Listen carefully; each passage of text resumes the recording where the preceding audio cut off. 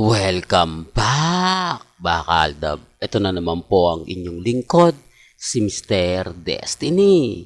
At magbibigay na naman po tayo ng pinakamainit na mga post ngayon sa social media, mga kaaldab. Siyempre, hindi po magpapahuli si Main Paul Carson, mga kaaldab. Kung may post nga po si Alden na nagte-trending ngayon, etong paliligo niya sa banyo, mga kaaldab, na kung saan ay ginagamit niya ang isang endorsement, mga kaaldab, nag-trending naman po ang kabila ang suot na sapatos man yan, tsinelas man yan, di po ba?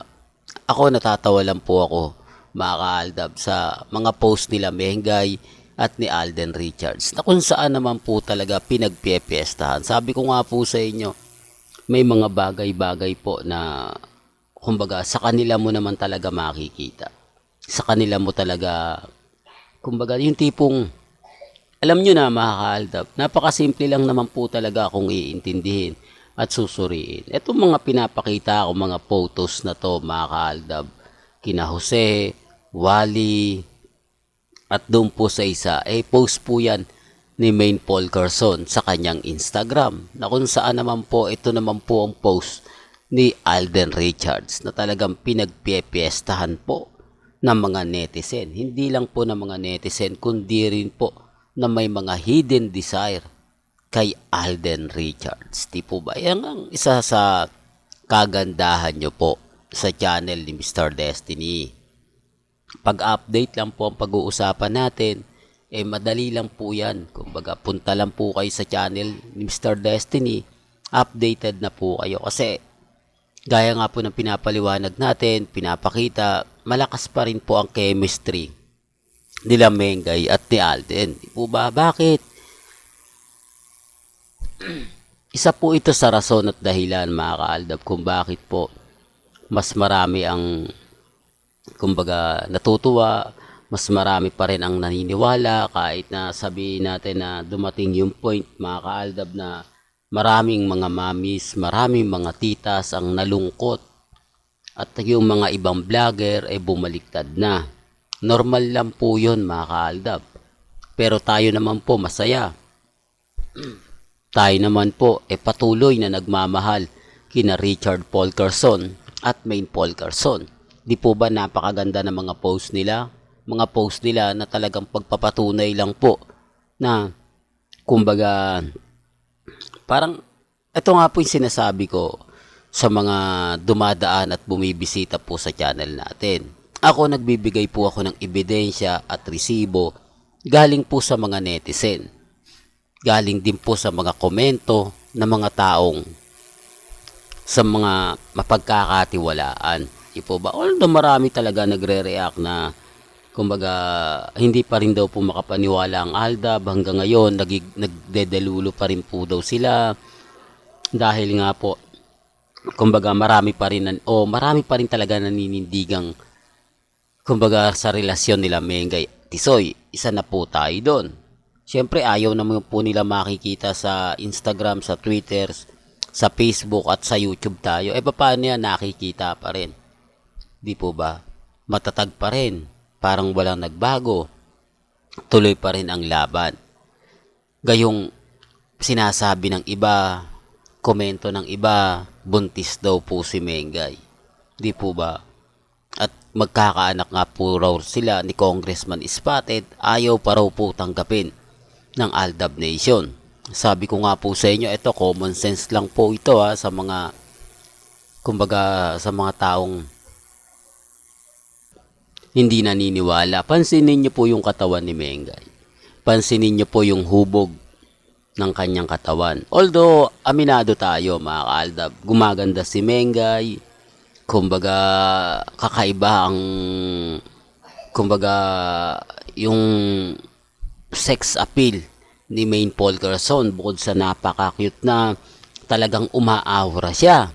Di po ba? Normal lang po yun at kumbaga bumabagay po talaga sa kanya yung mga kasuotan niya.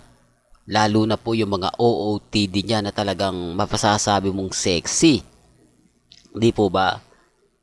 Kaya lang po kasi mga kaaldab, sabi ko nga po sa inyo, mga babae, mas madali magkakaintindihan. Lalo na nga po kapag ang pinag-uusapan, yung ganda ni Menga, yung aura na sinasabing buntis. Ito kasi mga kaaldab yung pinambabasag sa akin. Ito po kasi yung sinasabi nila, nako Menga, nako Mr. Destiny. Si Menga ay buntis, tanggapin nyo na yung katotohanan. Kitang-kita nyo naman sa post na kung saan nga po daw mga kaaldab, talagang nakakatawa. Di po ba na kumbaga yung post ni Mengay na parang inaantok, na parang naglilihi. Sabi ko nga po sa inyo, kung buntis po si Mengay, magpo-post po yan ang gusto niya ng mangga, asin, sili. Di po ba? Para lang klaro. Kasi ito po yung issue sa EAT. Sa dati po, sa Itbulaga, di po ba, mayroon dong contestant na barangay na nagdala nga po ng napakaraming mangga. Di po ba? Tapos nagsabi si Mengay ng ganito. Tapos yun nga po, di po ba, nag-react siya.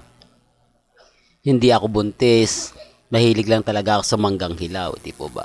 Kaya nga po, ewan ko lang po mga kaaldab, sa mga reaksyon, sa mga sinasabi nila, sa mga komento nila.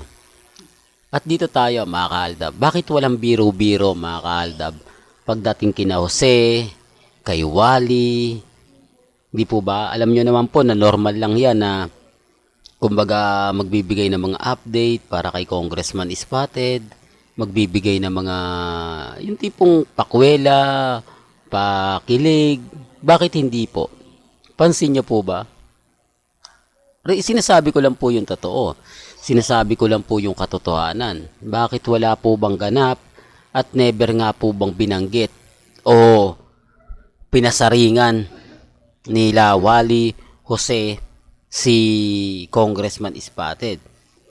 Na parang dead ma lang, ganto ganyan. Di po ba?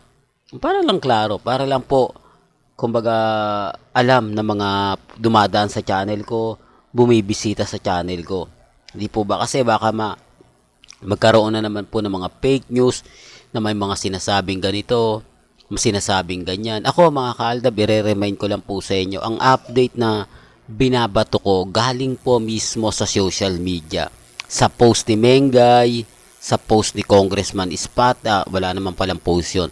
Sa post ni Alden Richards, kung bakit ko po ba nasasabi yan. Kasi unang-una, nagpasabog si Alden Richards. Dito pa lang, masasabi natin na matindi talaga ang karisma ng isang Alden Richards. Di po ba? Grabe yung katawan, pinakita ni Alden, yung pandesal niya, di po ba?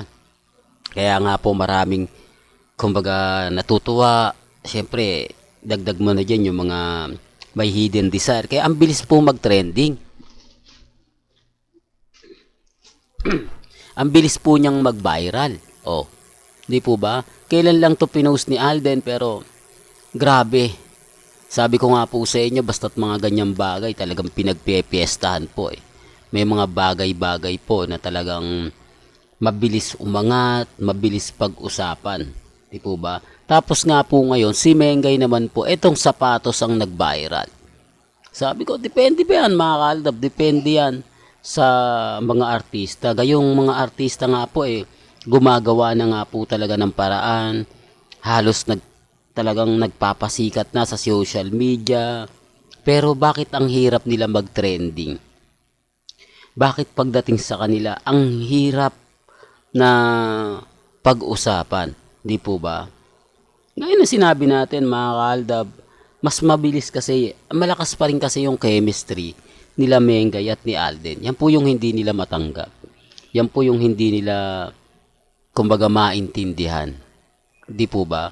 Sabi nga po nila sa akin, di po ba? Kung mag-update ka, Mengay lang, wag mo na isa. Kasi apektado po sila eh. Nalalaman po ng mga netizen kung gaano po ka-trending si Alden at kung gaano ka-trending din si Mengay. Di po ba? Sabi ko nga po sa inyo, tinadhana po kasi yung dalawa. Kaya talaga madalas mapag-usapan. Lalo na po sa social media. Well, hanggang dito na lang po yung updates natin ha. Bahala na po kayo magkomento. Kaya, kumbaga, kung gusto nyo pa po ng pinaka-latest at mga sariwang update, abay tumutok lang po kayo sa channel ni Mr. Destiny para updated po kayo sa mga bagong video po na ilalabas po natin maya-maya lang. Hanggang sa muli, salamat po sa panonood at pakikinig.